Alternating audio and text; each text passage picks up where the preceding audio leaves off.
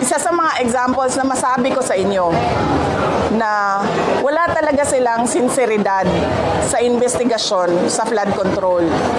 Kasi tinuro na, pinangalanan na, hindi lang ako ang nagsabi, Zaldico at Martin Romualdez. Si Zaldico, hinayaan nilang umalis ng bansa.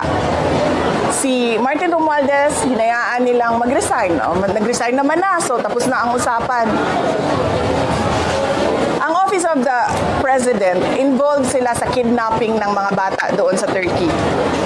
Ang Office of the President, involved sila sa kidnapping ni dating Pangulong Rodrigo Duterte.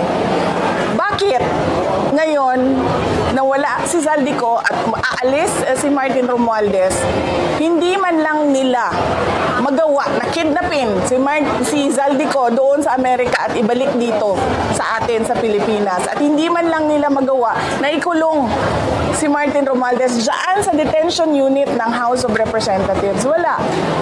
Dahil wala silang sinseridad, pinapakita lang nila sa mga tao na kunwari meron silang ginagawa. Pero ang totoo niyan, naghahanda lang sila para sa hatian ng 2026 budget at para sa kung anong gagawin nila sa 2028.